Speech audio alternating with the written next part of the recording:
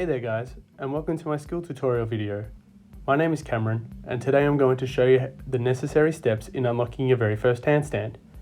The handstand is an excellent skill when it comes to bodyweight training, as it teaches the body and mind how to adapt and react in time and space. I also believe if you are serious about calisthenic training, the handstand should be one of the first skills you want to unlock, as this opens the doors to many more advanced calisthenic strength exercises, like the handstand push-up or even the advanced planche press. Plus, the handstand looks pretty cool, there's no denying that.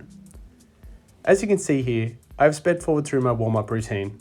I want you guys to really emphasize on warming up the wrists and shoulders. The handstand puts tremendous load on our wrists, and with poor or inadequate preparation, that can lead to injuries and really deter motivation, as well as wreck all your progress. Also, use this time to work on wrist and shoulder mobility. If you wish to have that perfect textbook straight handstand, you must have the shoulder mobility to do so.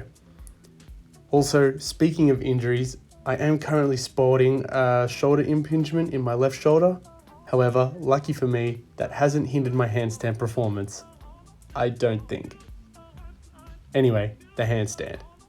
The handstand requires some base level of strength in order to not only safely hold yourself up, but also being able to bail out of failed attempts. Therefore, the aim of this designed pre-test is to determine whether or not the participant has that prerequisite strength, as well as alleviating any fear they might have in kicking up. With a mixture of strength, balance, and coordination, I will take you through the progressions I use to finally achieve this awesome skill. First test is the hollow body hold. What I am doing here is demonstrating that your lower back must be flat on the ground. Once you can feel your lower back and your shoulder blades both touching the ground, lift both your outstretched arms and legs off the ground and engage the core. Point the toes and stretch as far as you can. If you can hold this for 30 seconds for 3 times, move on to the next exercise.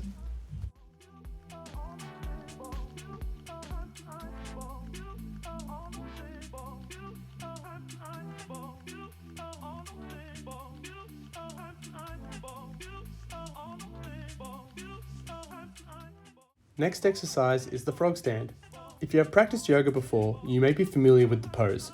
This exercise will help teach your body and mind how to balance on your wrists.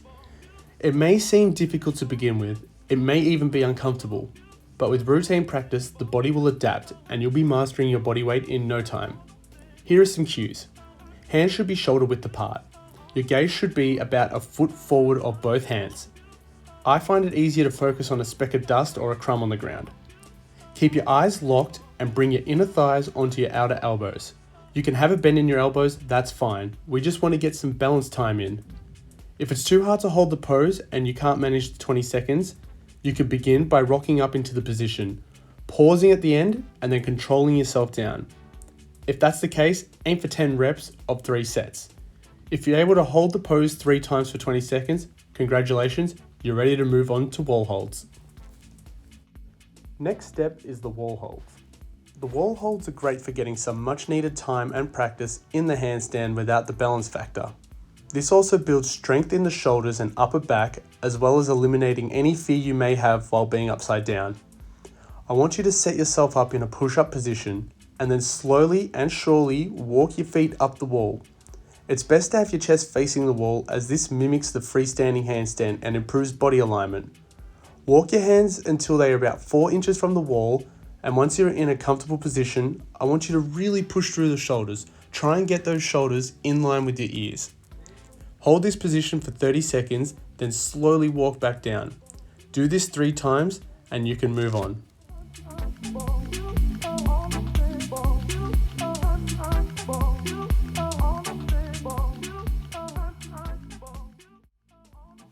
Finally, we have the kick-ups.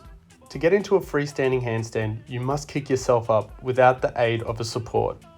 However, we still need the support to train our body and mind. So, by still using the same wall, I want you to place your hands again about 4 inches away.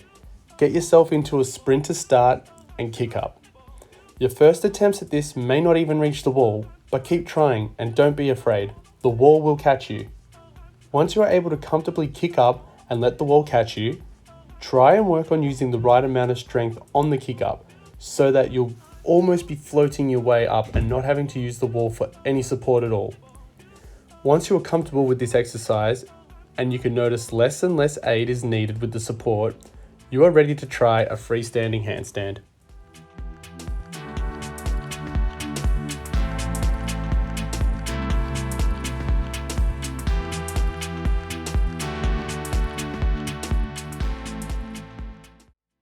Congratulations! You have just unlocked the freestanding handstand.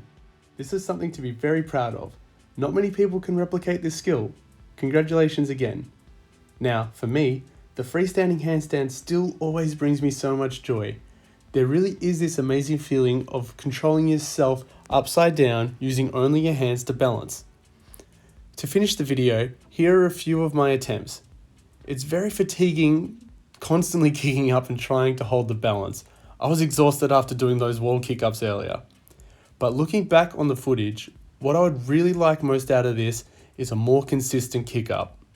What I mean is, I would like to be able to get into a handstand almost on command, with no kick-up fails.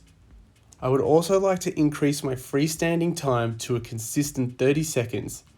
And, if there is time, I would like to start to incorporate handstand shapes, such as the tuck or straddle. If you made it this far, thanks for watching. I hope you enjoyed the video, and hopefully this tutorial will get you inverted in no time.